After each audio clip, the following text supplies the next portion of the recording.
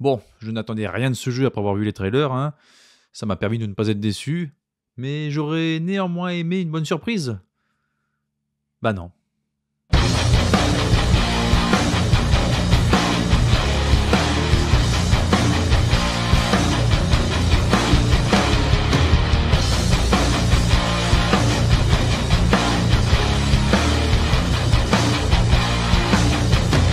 Donc notre archéologue préféré revient sur le devant de la scène avec le jeu Indiana Jones et le Cercle Ancien, développé par Machine Games et publié par Bethesda. Alors Machine Games est un studio que j'apprécie plutôt bien, hein, car il est derrière de très bons jeux comme Darkness ou les chroniques de Riddick Escape from Butcher Bay. Il est aussi derrière Wolfenstein, qui est bien plus connu, et ces jeux ont tous un point en commun, ce sont tous des FPS. Donc cet Indiana Jones est également un FPS, un choix plutôt controversé, étant donné qu'on aurait plus imaginé une vue à la troisième personne pour ce style de jeu d'action, aventure à la Uncharted. Je me suis également posé la question de pourquoi sortir un tel jeu alors qu'Uncharted est sorti bien avant.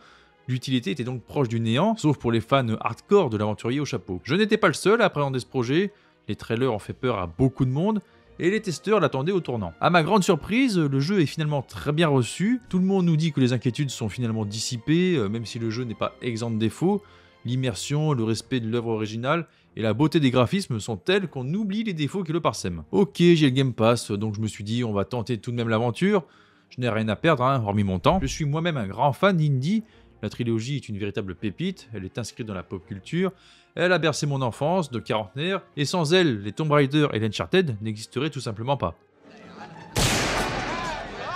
Et je dois avouer que Machine Game a réussi son coup en me ramenant dans mon enfance sur cette magnifique introduction qui retranscrit dans les moindres détails toute l'introduction des aventuriers de l'Arche perdue. Tout y est, la montagne, la forêt, la statue avec les chauves-souris, les guides, Indy, les araignées, les fléchettes, et le tout subtilement retranscrit avec de superbes graphismes, des effets de lumière, les visages parfaitement modélisés et animés. Vraiment, c'est bluffant. Cependant, appuyer sur des carreaux marqués pour débloquer toute une rangée d'autres carreaux, c'est une énigme ça? Ok, ça promet. Puis après ça, on entre dans le cœur du jeu en commençant une toute nouvelle aventure qui se déroule peu de temps après les aventures de l'Arche perdue, avec pour point de départ l'université du Dr Jones accompagné de son fidèle ami Marcus. Et là, mon enthousiasme est très vite redescendu. Déjà, comme je l'ai souvent dit, quand je me lance dans un jeu, mon souhait est d'avoir du gameplay. Là, c'est cinématique, un peu de gameplay pour marcher dans des couloirs, remettre des bons artefacts, bons emplacements, suivre des traces de pas. Oui, il y a de l'ambiance, hein, de l'orage à l'extérieur, mais on s'emmerde quand même bien. Hein. Mais je reste optimiste.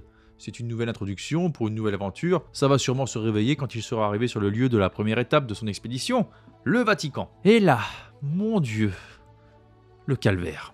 Comme je l'avais prédit, le gameplay n'est pas du tout adapté au style de jeu, et on sent clairement que le studio a le cul entre deux chaises. Il a donc choisi la vue à la première personne par solution de facilité, parce que c'est tout ce qu'il sait faire, il n'a donc pas voulu prendre de risques, mais il s'est rappelé que dans ce style de jeu, il y a des phases de plateforme, et que c'est plus lisible en vue à la troisième personne. On passe donc notre temps à switcher entre la première et troisième personne dès qu'on fait une petite action, que ça soit pour grimper des échelles, des murs, se glisser dans une ouverture étroite, ta gueule, dégager des objets qui barrent la route, etc., et ça devient vite pénible. Mais bon, si le gameplay suivait, ça pourrait encore passer, mais là c'est d'une lourdeur, d'une rigidité, tout a au moins 10 ans de retard, rien d'innovant, rien de fluide, rien de satisfaisant à avoir quand on a la manette en main. Mais le gameplay n'est pas le pire, et n'est pas le plus en retard sur son époque. Ça n'est rien comparé à l'IA catastrophique. Les ennemis étaient plus intelligents dans les premiers Elder Scrolls.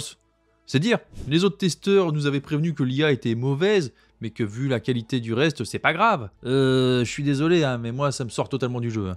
C'est scandaleux, en 2024, de sortir un truc aussi bâclé. Les mecs en ont carrément rien à foutre en fait. Les ennemis sont débiles, sourds et aveugles. Je marche sur des corniches pile au-dessus de leur tête, en face d'eux, mais non, apparemment ils ont un champ de vision qui se limite à un cône de 30 cm d'envergure devant eux. Je tombe de 5 mètres de hauteur juste à côté d'eux, ils m'entendent pas, et au pire ils se disent « Tiens, j'ai entendu quelque chose ».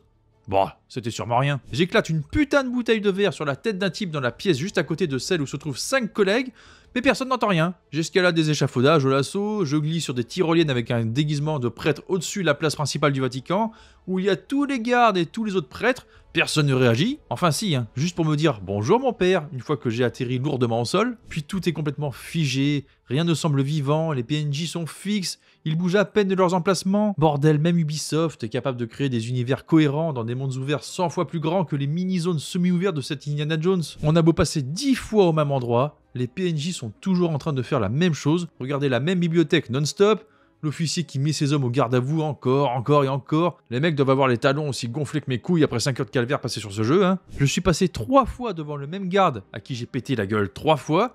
Il ne s'est jamais souvenu de moi. Ou alors il est maso, hein, il aime se faire péter la gueule, et il m'attend avec impatience à chaque fois pour prendre sa dérouillée, et ça n'a aucun sens. Comment peut-on être immergé là-dedans? Ça pourrait avoir un potentiel comique hein, si le jeu n'était pas aussi pénible à parcourir. Parce que l'autre point qui m'a bien mis les nerfs, c'est la construction des niveaux qui est une véritable abomination. On est obligé de faire des allers-retours dans des zones hyper mal pensées, le Vatican étant la pire, hein, car elle est faite de bâtiments qu'on ne peut pour certains traverser qu'en passant par des toits, des échafaudages qu'on doit escalader avec un perso pachydermique, avec cette putain de vue qui switch sans arrêt de la première à la troisième personne, c'est pas fluide, hyper imprécis et redondant. Il me tardait de me barrer d'une zone pour passer à la suivante, mais rien ne s'arrangeait vraiment. Le problème est qu'ils ont ajouté des quêtes annexes dans ces zones des enfers pour allonger la durée de vie, mais ils auraient tout autant mieux fait de s'en passer, hein, tellement elles sont inintéressantes et redondantes. On a juste envie de tout zapper pour passer vite à la suite. Un comble pour un jeu d'exploration qui ne nous donne pas envie d'explorer. Qui a envie de marcher de manière interminable, se casser les couilles à trouver des chemins, des murs escaladés, descendre des escaliers pour placer des statues sur des socles, pour ramasser des artefacts qui donnent de l'argent. Et pour couronner le tout, le rythme est complètement fracturé par le fait de s'arrêter toutes les 5 minutes pour prendre des photos de tout ce qu'on voit, histoire de gagner 15-20 balles à dépenser pour augmenter nos capacités. Oui, c'est bien, hein, on fait notre rôle d'archéologue, on récolte des preuves, on immortalise ce qu'on trouve, mais c'est chiant. Puis la logique des quêtes, voilà quoi. On découvre des temples anciens avec des mécanismes de fou, des torches qui s'allument tout seuls quand on ouvre une porte, des chemins qui s'éclairent avec du feu, des cités souterraines entières planquées derrière, une porte que personne n'avait pensé à essayer d'ouvrir parce que personne n'avait le médaillon nécessaire qui a la forme parfaite pour entrer dans la serrure. Sinon, on vit dans une merveilleuse époque, hein, où la dynamite a été inventée. Et c'est pas comme si le Vatican n'était pas beaucoup fréquenté, hein, ni même Gizeh, qui fait l'objet de fouilles depuis des centaines d'années. Exactement le même problème qu'on rencontrait dans le dernier film en fait. Tout est aussi logique qu'un personnage qui ouvre une porte vitrée pour s'assurer qu'il n'y a personne derrière. Ah oui, c'est dans le jeu. Bref.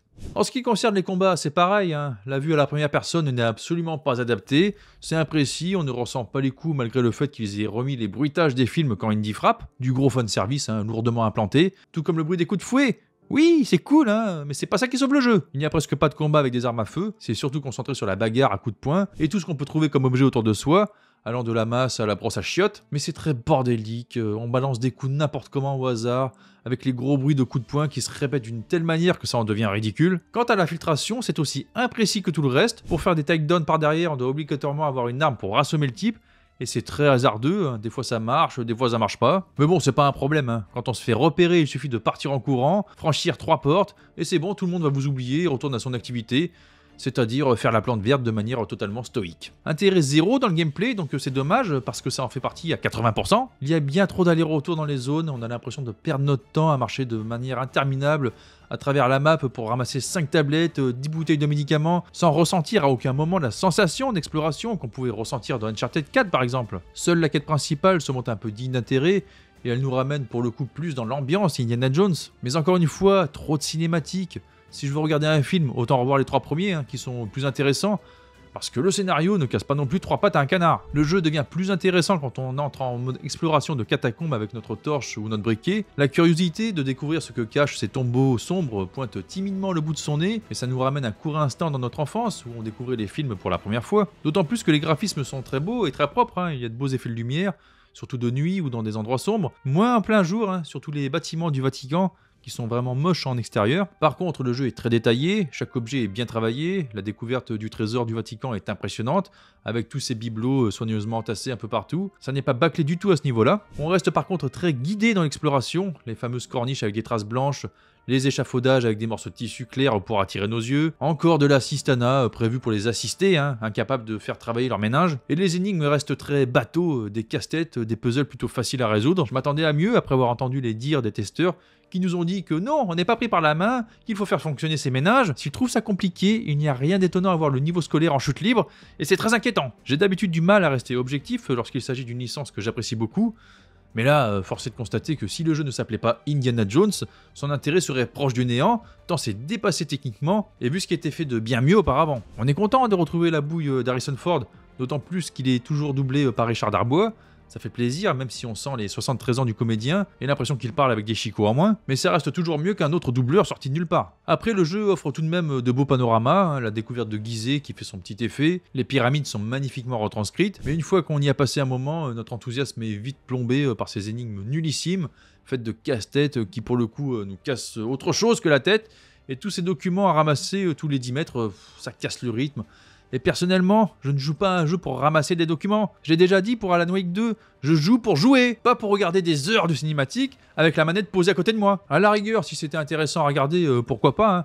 Mais là, on se fait chier. Il y a de l'humour bidon qui tombe à plat, rien à voir avec les 3 premiers films de Spielberg. Le personnage de Gina est insupportable, complètement niais, avec des blagues dignes des carambars. J'ai rien contre l'old school, hein, mais pas dans ce sens-là. On est en 2024. On est en droit d'attendre un minimum de rigueur dans le développement. Là, je considère ça limite comme du trolling envers les joueurs. J'ai dû recharger une sauvegarde qui datait d'1 heure avant, car cette conne de Gina ne m'avait pas suivi dans une zone et j'avais besoin d'elle pour tirer un levier. Impossible de revenir en arrière pour la récupérer, impossible d'avancer, et évidemment le jeu sauvegarde automatiquement. On a le choix entre seulement 3 sauvegardes pour recharger, et les 2 premières nous ramènent plusieurs heures bien avant. Quel plaisir! À ce niveau-là, c'est de l'amateurisme pur, hein. Il faut être maso pour continuer. Donc je ne vous conseille malheureusement pas ce jeu, sauf si vous êtes un gros fan d'indie, que vous êtes prêt à passer outre les nombreux défauts que je vous ai cités, et que ça ne vous dérange pas de plus passer votre temps à regarder des cinématiques que jouer concrètement, chose qu'on s'attend généralement à faire hein, quand on achète un jeu vidéo. J'ai plus grand chose à dire dessus, hein. Je pense que quand la hype sera passée, il sera vite oublié. D'ailleurs je crois que ça y est, hein, il est déjà oublié. Ça me fait chier hein, parce que j'aurais aimé un vrai bon jeu Indiana Jones, malgré le fait qu'il y a déjà eu Uncharted et qu'on pourra difficilement lui arriver à la cheville. Je reste fan d'Indy et je préfère son personnage à Drake. Tant pis, ça ne sera pas pour cette fois en ce qui me concerne. Likez, partagez, laissez-moi un petit commentaire, c'est important pour la chaîne. Et je vous dis à la prochaine. Salut à tous!